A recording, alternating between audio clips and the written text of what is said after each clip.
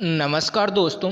आज की class UP revision की क्लास रहने वाली है। यदि आपने यूपी स्पेशल को पहले पढ़ रखा है तो आपके लिए एक रिवीजन क्लास रहने वाली है। बकिया जिन्होंने नहीं पढ़ा है वो उनको बहुत कुछ सीखने को मिलेगा। तो आइए बिना देरी के स्टार्ट करते हैं और जो भी हम पढ़ेंगे ट्रिक के माध्यम से तुरंत याद भी करते जाएंगे। तो आइए बिना देरी के स्टार्ट करते हैं। तो देखिएगा पहले प्रश्न में क्या पूछा है। इसमें पूछा गया है कि उत्तर प्रदेश का नाम उत्तर प्रदेश कब पड़ा, है ना। प्रदेश का जो नाम है उत्तर प्रदेश कब पड़ा, तो कब पड़ा 24 जनवरी 1950 को पड़ा। कब बना 24 जनवरी 1950 को, यानी 24 जनवरी 1950 का इसका नाम उत्तर प्रदेश किया गया। मतलब पहले इसका कुछ और नाम हुआ करता था, यानी 1950 से इसका पहले कुछ और नाम था। तो पहले इसका नाम क्या हुआ करता था, संयुक्त प्रांत हुआ करता था। पहले इसका नाम क्या हुआ करता था, संयुक्त प्रांत हुआ करता था। अब बात आएगी कि संयुक्त प्रांत कब से इसका नाम था, आएगा ना कि संयुक्त प्रांत इसका नाम कब से हुआ था, यानी 1937 से इसका क्या नाम था, संयुक्त प्रांत था। और 1950 में इसका नाम क्या कर दिया जाता है, उत्तर प्रदेश कर दिया जाता है। लेकिन अब ये याद कैसे रहेगा कि संयुक्त प्रांत कब से था, तो स से 37 और स से संयुक्त, स से 37 और स से संयुक्त, यानी 1937 से जो उत्तर प्रदेश का पहले नाम हुआ करता था, यानी 1937 से इसका 1950 तक क्या नाम हुआ करता था, संयुक्त प्रांत हुआ करता था। और 24 जनवरी 1950 को इसका नामकरण क्या कर दिया गया, उत्तर प्रदेश के नाम से कर दिया गया। और आज तक हम उत्तर प्रदेश के नाम से इसको जानते हैं। जब 24 जनवरी 1950 को इसका नामकरण उत्तर प्रदेश हुआ ना, तो इसीलिए 24 जनवरी को यह प्रदेश यानी उत्तर प्रदेश अपना क्या बनाता है, स्थापना दिवस मनाता है। आगे देखिए, उत्तर प्रदेश से काटकर उत्तराखंड, उत्तर प्रदेश से काटकर उत्तराखंड राज्य का निर्माण किया गया।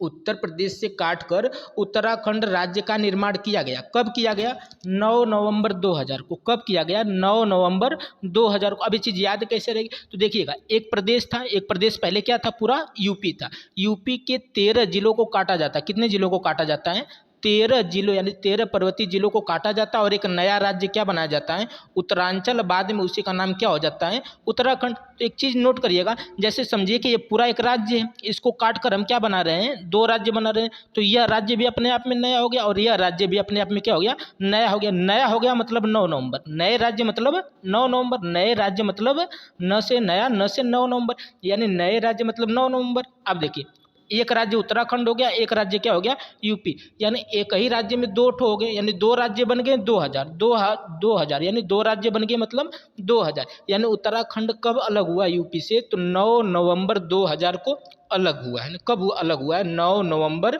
2000 को अलग हुआ है उत्तराखंड यूपी से। कितने जिलों को काटकर, 13 पर्वतीय जिलों को काटकर। और संयुक्त प्रांत इसका नाम कब से था, 1937 से 1950 तक था। 1950 में इसका नाम क्या कर दिया गया, उत्तर प्रदेश कर दिया गया। आगे देखिए अगला प्रश्न, हिंदी भाषा को सभी कार्यालय में अनिवार्य कब किया गया, हिंदी भाषा को सभी कार्यालय में अनिवार्य कब कर दिया गया। उससे पहले तो ये जानिए कि हिंदी भाषा को अपनाया कब गया था, यानी राजभाषा घोषित कब किया गया था, तो 1947 में। कब अपनाया गया था, 1947 में हिंदी को प्रथम राजभाषा घोषित किया गया था। लेकिन उसे सभी कार्यालय में कब अनिवार्य किया जाता है, तो 26 जनवरी 1968 को। कब अनिवार्य किया जाता है, 26 जनवरी 1968 को। प्रदेश की द्वितीय राजभाषा क्या है, प्रदेश की द्वितीय राजभाषा क्या है, उर्दू है। और उर्दू को कब अपनाया गया, 1989 में अपनाया गया। कब अपनाया गया, 1989 में। प्रथम राजभाषा हिंदी, क्योंकि यूपी में दो ही लोग ज़्यादा हैं, हिंदू है और मुस्लिम है। तो हिंदू के लिए हिंदी भाषा और मुस्लिम के लिए उर्दू भाषा। तो पहले हिंदी भाषा को हमने अपना लिया था 1947 में ही,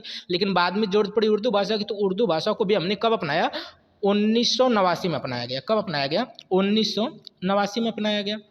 आगे देखिए, उत्तर प्रदेश के प्रथम मुख्यमंत्री कौन थे, उत्तर प्रदेश के प्रथम मुख्यमंत्री कौन थे। जैसे देश के प्रथम प्रधानमंत्री होते हैं, देश के प्रथम राष्ट्रपति, आप याद करते हैं ना, ठीक उसी तरह प्रदेश के प्रथम मुख्यमंत्री भी थे। तो कौन थे, गोविंद बल्लभ पंत थे। प्रथम मुख्यमंत्री कौन बने थे, गोविंद बल्लभ पंत बने थे। उत्तर प्रदेश के प्रथम उप मुख्यमंत्री कौन बने थे, चौधरी नारायण सिंह बने थे। कौन बने थे, चौधरी नारायण सिंह बने थे। राज्य व देश की प्रथम महिला मुख्यमंत्री कौन बनी थी, महिला मुख्यमंत्री पूछ रहा है ना, महिला मुख्यमंत्री पहली बार कौन बनी थी, सुचेता कृपलानी। पूरे भारत में पहली बार वो भी यूपी की ही बनी थी।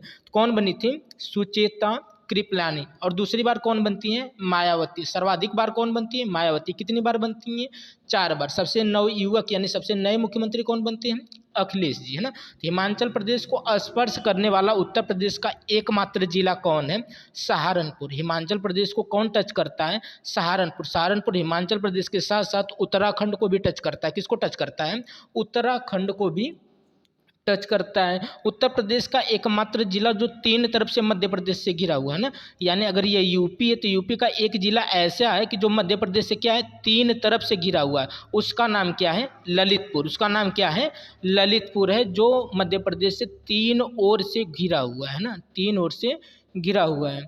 उत्तर प्रदेश का वह जिला जो सबसे कम जिलों को स्पर्श करता है। जब जो ललितपुर जिला है, जो ललितपुर जिला वह एमपी से तीन ओर से घिर चुका है, तो इससे बहुत करेंगे, एक आध दो जिले लगेंगे, तो सबसे कम जिलों को भी कौन टच करेगा? ललितपुर ही टच करेगा ना। देश का एकमात्र जिला जो 4 राज्यों के साथ सीमा साझा करता है। यदि आप इसका नक्शा देखे होंगे तो एक सोनभद्र यहाँ पर नीचे है ना, एक सोनभद्र कहाँ पे है? यहाँ पर नीचे। जो ये सोनभद्र है ना, बिहार, छत्तीसगढ़, झारखंड और मध्य प्रदेश, बिहार, छत्तीसगढ़, झारखंड और मध्य प्रदेश, 4 राज्यों को स्पर्श करता है। कौन? सोनभद्र। और सोनभद्र ही दक्षिणी जिला, सोनभद्र ही क्या है?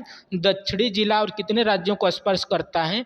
4 राज्यों को स्पर्श करता है। कौन कौन राज्य हैं? बिहार है, छत्तीसगढ़ है, झारखंड और मध्य प्रदेश है। और सोनभद्र ही दक्षिणी जिला। याद कैसे रहेगा? द से दक्षिण, और इसमें भी सोनभद्र में भी क्या आ रहा है? द आ रहा है, तो यानी दक्षिणी जिला सोनभद्र। इसी तरह कहा जाता है उत्तरी जिला। उत्तरी जिला में उत्तर अगर लिखिए, उत्तर लास्ट में क्या आ रहा है? र, तो सहारनपुर है। सहारनपुर में भी लास्ट में क्या आएगा? र आएगा, सहारनपुर, है ना। लास्ट में क्या आएगा? र। इसमें भी क्या आ जाएगा? र। जैसे पश्चिमी जिला पूछे तो पश्चिमी जिला क्या है? शामली। पश्चिमी जिला क्या है? शामली। एक बार पश्चिमी लिखिए, पश्चिमी भी लिखेंगे तो लास्ट में ई की मात्रा, लास्ट में ई की मात्रा, यानी पश्चिमी शामली। उत्तर सहारनपुर, दक्षिणी सोनभद्र, है ना। और पूर्वी सबको याद है कि कौन है? बलिया है। टोटल जिले कितने हैं? 75। मंडल कितने हैं? 18। नवीनतम मंडल कौन है? अलीगढ़। और नगर निगम कितने? 17। 17वां नगर निगम कौन है? शाहजहांपुर। आगे देखिएगा, झारखंड व छत्तीसगढ़ को स्पर्श करने वाला एकमात्र जिला हो गया सोनभद्र। उत्तर प्रदेश का नवीनतम नगर निगम कौन हो गया? 17वां है, जो शाहजहांपुर। कब बना है? 2018 में बना है। भारत में प्रथम कृषि विश्वविद्यालय की स्थापना हुई थी। भारत में प्रथम कृषि विश्वविद्यालय की स्थापना हुई थी पंतनगर उत्तराखंड में, पंतनगर उत्तराखंड। उत्तर प्रदेश के लगभग कितने प्रतिशत लोग खेती पर निर्भर हैं? कितने प्रतिशत लोग खेती पर निर्भर है? तो 59.3% लोग। कितने परसेंट लोग? 59%, यानी 59.3%। उत्तर प्रदेश की नगदी फसल, है ना, नगदी फसल वो होती है जिसका उद्देश्य पैसा कमाना होता है ना, जिसका उद्देश्य क्या होता है? पैसा कमाना। तो सबसे नगदी फसल कौन है? गन्ना है ना, कौन है? गन्ना है। उत्तर प्रदेश में सर्वाधिक वर्षा कहाँ होती है? सर्वाधिक वर्षा कहाँ होती है? गोरखपुर में। सर्वाधिक यानी न्यूनतम कम, यानी सबसे कम वर्षा कहाँ होती है? मथुरा में। तो सबसे ज़्यादा पूछे तो कहाँ? गोरखपुर। और सबसे कम पूछे तो मथुरा। सबसे ज़्यादा पूछे तो गोरखपुर, और सबसे कम पूछे तो कहाँ पे होती है? मथुरा में होती है। राज्य में वायु अपरदन में सर्वाधिक प्रभावित जिले, राज्य में वायु अपरदन से सर्वाधिक प्रभावित जिले कौन कौन से हैं? मथुरा व आगरा। मथुरा व आगरा। रीजन क्योंकि ये राजस्थान से सटे हुए, राजस्थान कैसा है? रेगिस्तानी एरिया है ना, तो ये रेगिस्तान से सटे होने के कारण इसमें वायु अपरदन से सर्वाधिक प्रभावित जिले कौन है? मथुरा और आगरा। आगरा वही है जिसे ताज नगरी कहा जाता है, जिसे क्या कहा जाता है? ताज नगरी कहा जाता है। प्रदेश में अवनालिका अपरदन जल से सर्वाधिक प्रभावित जिले कौन से हैं? इटावा और आगरा। इटावा और आगरा। उत्तर प्रदेश की सबसे पुरानी नहर, उत्तर प्रदेश की सबसे पुरानी नहर कौन सी है? पूर्वी यमुना नहर। पूर्वी यमुना नहर प्रदेश की सबसे पुरानी नहर है। उत्तर प्रदेश की सबसे लंबी नहर, सबसे लंबी नहर की बात करें तो शारदा, पुरानी की बात करें तो पूर्वी यमुना नहर हो जाएगी। उत्तर प्रदेश का एकमात्र परमाणु विद्युत केंद्र, उत्तर प्रदेश का एकमात्र परमाणु विद्युत केंद्र क्या है? नरौरा। और कहाँ पे है? बुलंदशहर। प्रधानमंत्री जी द्वारा देश का पहला जल ग्राम किसे घोषित किया गया? जखनी ग्राम बांदा, है ना, किसे घोषित किया गया? जखनी ग्राम बांदा।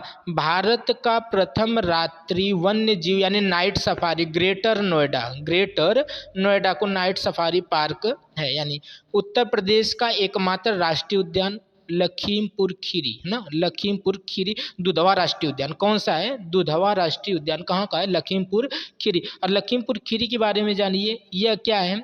टोटल कितने जिले हैं? 75 जिला। और सबसे बड़ा जिला कौन है? यही है लखीमपुर खीरी। सबसे छोटा कौन है? हापुड़। टोटल कितने जिले हैं? 75 जिले है ना। सबसे बड़ा लखीमपुर, सबसे छोटा कौन है? हापुड़ है। उत्तर प्रदेश के कुल कितने टाइगर रिजर्व घोषित किए जा चुके हैं? दुधवा है, अमनगढ़ है और पीलीभीत है। उत्तर प्रदेश का सबसे बड़ा वन्य जीव विहार, उत्तर प्रदेश का सबसे बड़ा वन्य जीव विहार क्या है?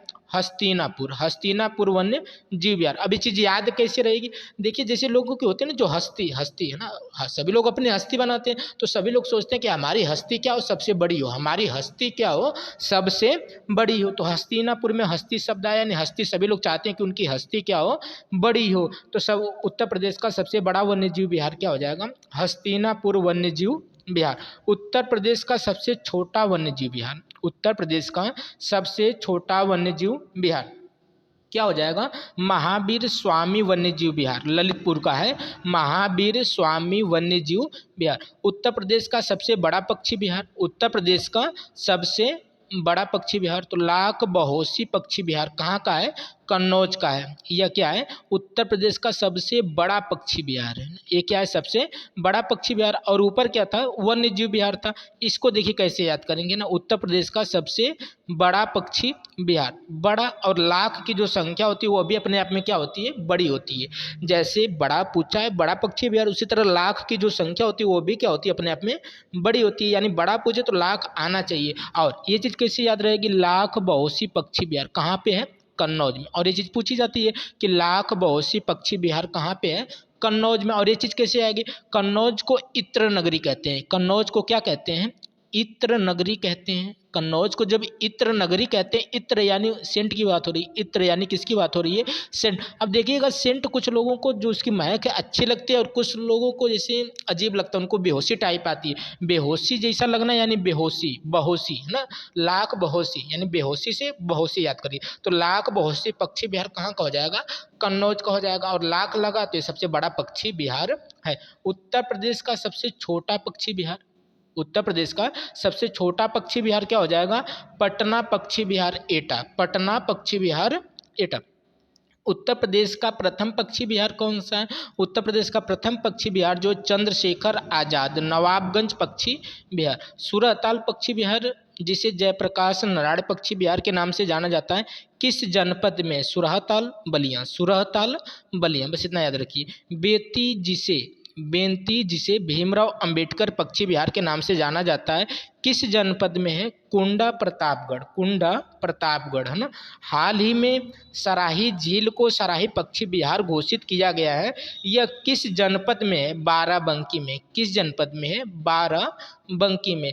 भारत की सबसे लंबी रेलगाड़ी जिसमें 26 कोच हैं वह है प्रयागराज एक्सप्रेस। प्रयागराज एक्सप्रेस भारत की सबसे लंबी रेलगाड़ी है जिसमें 26 कोच हैं। उत्तर प्रदेश में जैव प्रौद्योगिकी पार्क की स्थापना कहाँ की गई? बख्शी तालाब लखनऊ, बख्शी तालाब लखनऊ। प्रौद्योगिकी पार्क की स्थापना बख्शी तालाब लखनऊ। पशु चिकित्सा अनुसंधान केंद्र, पशु चिकित्सा अनुसंधान केंद्र कहाँ पे है? बरेली। कहाँ पे है? बरेली। और बरेली किसके लिए फेमस है? दिया सलाई के लिए फेमस है। बरेली किसके लिए फेमस है? दिया सलाई के लिए फेमस है। केंद्रीय बकरी अनुसंधान केंद्र कहाँ स्थित है? मथुरा। भारतीय गन्ना रिसर्च संस्थान कहाँ पे है? लखनऊ। दलहन अनुसंधान संस्थान कहाँ पे है? कानपुर। लखनऊ चित्रकला शैली के जनक कौन माने जाते हैं? असित कुमार हलदार। उत्तर प्रदेश के चित्रकला विकास में ग्राफिक विद्या की शुरुआत किसने की? ललित मोहन सेन ने। अयोध्या के किस संगीतकार ने शास्त्रीय संगीत में ठप्पा शैली का विकास किया? ये देखिए पूछा गया है ना, इसको नोट करिएगा। अयोध्या के किस संगीतकार ने शास्त्रीय संगीत में टप्पा शैली का विकास किया? खुशी महाराज। किसने? खुशी महाराज ना। 18 में पूछा गया। जौनपुर के सुल्तान हुसैन सरकी ने किसकी धुन पर बड़ा ख्याल का विकास किया था? जौनपुर के सुल्तान हुसैन सरकी ने किसकी धुन पर बड़ा ख्याल का विकास किया? कव्वाली है ना। किसके? कव्वाली है ना। पूछा गया क्वेश्चन। देखिए किसे तबला वादक जन्म बनारस के कबीर चौरा में हुआ था? किस तबला वादक का जन्म, किस तबला वादक का जन्म बनारस के कबीरा चौरा में हुआ था? तो किनका हुआ था? पंडित किशन महाराज। किनका हुआ था? पंडित किशन महाराज। मिर्जापुर जिले में वर्षा ऋतु में गाया जाने वाला प्रमुख लोकगीत क्या है? कजली, है ना। एक कजरी होता है, एक कजली होता है, ध्यान दीजिएगा ना। मिर्जापुर जिले में वर्षा ऋतु में गाया जाने वाला प्रमुख लोकगीत क्या है? कजली है। क्या है? कजली है। पूर्वांचल का प्रसिद्ध लोकगीत कौन सा है जो बच्चों के जन्मोत्सव पर गाया जाता है? तो सबको पता क्या गाई जाती है? सोहर गाई जाती है। क्या गाई जाती है? सोहर गाई जाती है। बुंदेलखंड में फसल की कटाई के समय किया जाने वाला नृत्य क्या है? शायरा शायरा, शायरा शायरा। चरकुला नृत्य, सबसे इम्पोर्टेंट नृत्य यही पूछा जाता है। चरकुला नृत्य प्रसिद्ध है। यह चरकुला नृत्य कहाँ का है? ब्रज क्षेत्र का। कहाँ का है? ब्रज क्षेत्र का। लठ मार होली कहाँ मनाई जाती है? सबको पता है कहाँ मनाई जाती है? बरसाना में मनाई जाती है। पुत्र जन्मोत्सव पर बुंदेलखंड में किया जाने वाला प्रमुख नृत्य कौन सा है? ख्याल नृत्य। कौन सा नृत्य है? ख्याल नृत्य है। ब्रज क्षेत्र में होली पर 108 दीपकों, इसको बड़े ध्यान देंगे, पुत्र के जन्मोत्सव पर बुंदेलखंड में किया जाने वाला प्रमुख नृत्य कौन सा है? ख्याल नृत्य। यूपीपी 2019 में पूछा गया ना। ब्रज क्षेत्र में होली पर 108 दीपकों का पिंजरा सिर पर रखकर महिलाओं द्वारा किया जाने वाला नृत्य क्या कहलाता है? चरकुला नृत्य। यानी नृत्य से क्वेश्चन बन रहे हैं ना। यूनेस्को के विश्व धरोहर सूची में शामिल राज्य के मूर्त धरोहर, यूनेस्को के विश्व धरोहर सूची में शामिल राज्य के मूर्त धरोहर कौन कौन से हैं? ताज आगरा का किला, यानी ताजमहल, आगरा का किला और फतेहपुर सीकरी। यूनेस्को के विश्व धरोहर सूची में शामिल राज्य के अमूर्त धरोहर काशी को सिटी ऑफ म्यूजियम के रूप में 2016 व कुंभ मेला 2017 में, है ना। यूनेस्को के विश्व धरोहर सूची में शामिल राज्य के अमूर्त धरोहर है। जौनपुर को क्या कहा जाता है? पूर्व का सिराज। ये चीज नोट करिएगा। जौनपुर को क्या कहा जाता है? पूर्व का सिराज कहा जाता है। इसकी स्थापना किस शासक के द्वारा की गई थी? जौनपुर फिरोज शाह तुगलक द्वारा, सुल्तान फिरोज शाह तुगलक द्वारा जौनपुर की स्थापना की गई थी। जौनपुर की स्थापना किसकी स्मृति में फिरोज शाह तुगलक द्वारा की गई थी? किसकी स्मृति में? मोहम्मद बिन तुगलक जौना खां। किसकी स्मृति में? मोहम्मद बिन तुगलक जौना खां की स्मृति में किया। पावा नगर स्थान किस जिले में पड़ता है जहां 468 ईस्वी में महावीर स्वामी ने अपने शरीर का त्याग किया था? महावीर स्वामी ने अपने शरीर का त्याग किया था कुशीनगर। कहाँ पे? कुशीनगर। किस जिले कान्यकुब्ज व नगर महोदय श्री के नाम से जाना जाता है? यानी कन्नौज का पुराना नाम क्या हुआ करता था? कान्यकुब्ज हुआ करता था। कन्नौज का पुराना नाम कान्यकुब्ज हुआ करता था। 1504 ईस्वी में आगरा शहर की स्थापना किस शासक के द्वारा की गई थी? तो आगरा शहर को किसने बसाया था? सिकंदर लोदी ने बसाया था। किसने बसाया था? सिकंदर लोदी ने। गौतम बुद्ध जी का महापरिनिर्वाण उत्तर प्रदेश के किस जिले से संबंधित है? तो गौतम बुद्ध जी का जो महापरिनिर्वाण हुआ था वह कुशीनगर से संबंधित है। कहाँ पे? कुशीनगर में हुआ था। फर्रुखाबाद में मुगल घाट का निर्माण किसके द्वारा कराया गया था? औरंगजेब के द्वारा। किसके द्वारा? औरंगजेब के द्वारा। उत्तर प्रदेश में जैन और बौद्ध दोनों धर्मों के लिए प्रसिद्ध स्थान, सबसे इंपॉर्टेंट क्वेश्चन है, उत्तर प्रदेश में जैन और बौद्ध दोनों की तीर्थ स्थली यानी प्रसिद्ध स्थान कौन सा है? कौशाम्बी है। क्या है? कौशाम्बी है। वाराणसी में स्थित विश्वनाथ मंदिर का निर्माण किसके द्वारा करवाया गया? इन मंदिरों के निर्माण से भी क्वेश्चन पूछा जा सकता है। वाराणसी में स्थित विश्वनाथ मंदिर का निर्माण किसके द्वारा करवाया गया? तो रानी अहिल्याबाई। किसके द्वारा कराया गया? रानी अहिल्याबाई। अर्जुन द्रौपदी का स्वयंवर स्थल व भेड़ कुंड स्थित है। कहाँ पर स्थित है? फर्रुखाबाद, है ना। पूछा गया क्वेश्चन है, ध्यान दीजिएगा।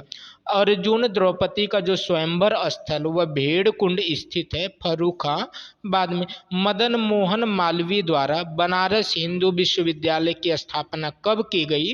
तो 1916 में की गई थी। कब की गई थी? 1916 में की गई थी। उर्दू शायरी के फिराक गोरखपुरी के नाम से प्रसिद्ध हैं। कौन प्रसिद्ध हैं? रघुपति सहाय। पूछा गया क्वेश्चन, बड़े ध्यान से नोट करिएगा इनको। उर्दू शायरी में फिराक गोरखपुरी के नाम से प्रसिद्ध हैं। कौन प्रसिद्ध हैं? रघुपति सहाय। प्रसिद्ध कहानीकार उपन्यासकार धनपत राय को किस नाम से जाना जाता है? यानी मुंशी प्रेमचंद्र का जो यानी उपनाम है वह क्या है? धनपत राय है। राष्ट्रीय कवि मैथिली शरण गुप्त का जो जन्म हुआ था वो कहाँ पे हुआ था? झांसी में हुआ था। और पिछली बार क्वेश्चन क्या पूछा गया था कि मैथिली शरण गुप्त को जो राष्ट्रपति यानी राष्ट्र कवि कहा जाता है, राष्ट्र कवि कहा जाता, तो राष्ट्र कवि की उपाधि दी किसने थी? ये चीज पूछा गया था। तो किसने कहा था? महात्मा गांधी ने कहा था। किसने कहा था? महात्मा गांधी ने कहा था। अब महात्मा गांधी को महात्मा किसने कहा था? रविंद्रनाथ टैगोर ने कहा था। किसने कहा था? रविंद्रनाथ टैगोर ने कहा था। उत्तर प्रदेश का सबसे नवीनतम मंडल क्या है? उत्तर प्रदेश का सबसे नवीनतम मंडल क्या है? मंडल टोटल कितने हैं? 18। और 18वां मंडल कौन सा है? अलीगढ़ है। और कब बनाया गया? 2008 में। कब बनाया गया? 2008 में। 2008 वही समय है जब गंगा को राष्ट्रीय नदी घोषित किया जाता है। क्या घोषित किया जाता है? राष्ट्रीय नदी घोषित किया जाता है। अब देख लीजिएगा, जैसे पूछे यूपी की जनसंख्या कितनी, पूछे ना कि यूपी की जनसंख्या कितनी है, तो 19 करोड़ 98 लाख। यदि आपने यह आंकड़ा याद कर रखा है ना, आपने जहाँ तक यही आंकड़ा याद किया होगा ना, तो जनसंख्या है कितना? 19,98,000 ना। फिर लिख लीजिएगा। अब देखिए, अगर आपने इस आंकड़े को याद कर रखा तो कन्फर्म है कि आप भूल सकते हैं, कोई भी अंक आगे पीछे हुआ तो आप भूल सकते हैं। इसको याद कैसे करेंगे ना, इस संख्या को आप याद कैसे करेंगे? तो देखिएगा, याद रखने का तरीका क्या? वैसे तो 19,98,12,341 तो ठीक है, लेकिन ये चीज़ याद कैसे रहेगी ना? तो इसमें देखिए 1998 आप अपनी डेट ऑफ बर्थ समझिए। जो 1998 ना, इसको आप अपने क्या समझिए? डेट ऑफ बर्थ समझिए। डेट ऑफ बर्थ 1998 लिखने के बाद फिर क्या करिए? 1 2 3 4 यानी क्रम से लिखिए 1 2 3 4 और लास्ट में कितना लगा दीजिए? 1। और यही क्या है? यूपी की जनसंख्या। यही क्या है? यूपी की जनसंख्या। इसमें से लगभग 10.5 करोड़ जो जनसंख्या पुरुषों की है और 9.5 करोड़ जो जनसंख्या किसकी है? महिलाओं की है ना। सबसे साक्षरता दर सबसे अधिक पूछे तो कहाँ की है? गौतम बुद्ध नगर की। सबसे ज़्यादा महिलाएं कहाँ की पढ़ी लिखी हैं? तो कानपुर की पढ़ी लिखी है ना। पुरुष में पूछे तो वो भी कहाँ के हैं? गौतम बुद्ध नगर के हैं ना। तो और देखिए, जैसे उत्तरी जिला पश्चिमी जिला वैसे याद करो, एक बार देख लीजिएगा। जैसे उत्तरी जिला कौन है? सहारनपुर। कौन है? सहारनपुर है। दक्षिणी जिला की बात करें तो क्या है? सोनभद्र है। दक्षिणी जिला की बात करें तो क्या है? सोनभद्र। पूर्वी जिला की बात करें तो क्या है? बलिया। पूर्वी जिला की बात करें तो बलिया। और पश्चिमी जिला की बात करें तो क्या है? शामिली। क्या है? शामिली। एक चीज नोट करिएगा, उत्तर, अगर उत्तर लिखेंगे तो उसमें भी र आएगा और इसमें भी र आएगा। अगर आप दक्षिण लिखेंगे तो उसमें भी द आएगा और इसमें भी द आएगा। यदि आप पश्चिमी लिखेंगे तो लास्ट में उसमें भी ई आएगा और इसमें भी ई आएगा। तो पश्चिमी शामिली, उत्तर सहारनपुर, सोनभद्र दक्षिण, बलिया पूर्वी जिला ना। तो इन जिलों को नोट करिएगा। टोटल कितने जिले यानी कितने राज्य स्पर्श करते हैं? यूपी को टोटल कितने राज्य स्पर्श करते हैं? तो 8 राज्य स्पर्श करते हैं। एक केंद्र शासित प्रदेश यानी दिल्ली टच करती है, और एक क्या टच करता है इसको? राष्ट्र टच करता है। एक इसको क्या टच करता है? राष्ट्र। राष्ट्र का नाम क्या है? नेपाल है ना। तो इसको राज्य कितने टच करते हैं? 8। एक केंद्र शासित प्रदेश दिल्ली टच करती है और एक राष्ट्र इसको क्या करता है? नेपाल टच करता है। अब नेपाल से क्वेश्चन बनता है कि नेपाल उत्तर प्रदेश के कितने जिलों को टच करता है? जो नेपाल है उत्तर प्रदेश के कितने जिलों को टच करता है? यदि आप इसको पूरा यूपी का नक्शा समझे ना, यहाँ पे सोनभद्र ऐसे करिए, तो अगर इसको यूपी है ना, तो यहाँ पे अगर ये नेपाल है तो नेपाल कितने जिलों को टच करता है? 7 जिलों को टच करता है। कितने जिलों को टच करता है? 7 जिलों को टच करते हैं। और इधर क्या है? बिहार। तो बिहार भी कितने जिलों को टच करता है? 7 जिलों को टच करता है। यहाँ पर छत्तीसगढ़ झारखंड और यह क्या है, मध्य प्रदेश। तो मध्य प्रदेश टोटल 11 जिलों को टच करता है। कितने जिलों को टच करता है, 11 जिलों को टच करता है। और ये जो छत्तीसगढ़ है, झारखंड, वो एक जिले को ही टच करते हैं। किस जिले को टच करते हैं, इस सोनभद्र को टच करते हैं ना, इसको टच करते हैं सोनभद्र। सोनभद्र ही एकमात्र ऐसा जिला है जो 4 राज्यों के साथ सीमा बनाता है। किसके किसके साथ, बिहार, छत्तीसगढ़, झारखंड और मध्य प्रदेश के साथ। राजस्थान जो है वह 2 जिलों को टच करता है। कितने जिलों को टच करता है, 2 जिलों को टच करता है। अब देखिए जो गंगा नदी है, गंगोत्री से निकलती हुई बिजनौर से प्रवेश करती है, टोटल 28 जिलों से होते हुए बलिया से निकलकर पटना होते हुए झारखंड, पश्चिम बंगाल होकर कहाँ गिर जाती है, पश्चिम बंगाल यानी बंगाल की खाड़ी में गिर जाती है। गंगा की टोटल लंबाई वैसे देखा जाए तो 25-25 है, लेकिन जो यूपी में इतना दूर वो प्रवाहित हुई है, यहाँ पे उसकी दूरी कितनी है, 900 किलोमीटर। कितना है, 900 किलोमीटर। टोटल कितने जिलों से होकर बहती है, 28 जिलों से होकर बहती है। किस जिले से प्रवेश करती है, बिजनौर। किस जिले से निकल जाती है, बलिया। उसी तरह यमुना यमुनोत्री से निकलती है और वो सहारनपुर से एंटर करती है और इलाहाबाद में, प्रयागराज में यानी इलाहाबाद में वो संगम नगरी में यानी किससे मिल जाती है, गंगा से मिल जाती है। तो गंगा की सबसे बड़ी सहायक नदी कौन हो गई, यमुना हो गई। गंगा की सबसे बड़ी सहायक नदी क्या हो गई, यमुना हो गई। यदि आप यूपी को फुल पढ़ना चाहते हैं तो इसकी फुल वीडियो पहले पार्ट में हमने बता रखी है ना, तो अगर आप देखना चाहें तो वहाँ से देख सकते हैं। तो आज की वीडियो में इतना ही। देखने के पूरी वीडियो पूरा देखने के लिए धन्यवाद। और इसकी पीडीएफ चाहिए तो आप टेलीग्राम से जुड़ सकते हैं। अब एक बात नोट करिएगा, आप जितना भी पढ़ रहे हैं यानी 1-2 दिन टाइम बचे ना, तो कोशिश करिए कि आप अपना पुराना नोट से ही रिविजन करिए, ज़्यादा कुछ नया पढ़ने के चक्कर में ना पड़िए, है ना। मिलते हैं अगले वीडियो में, तब तक के लिए धन्यवाद।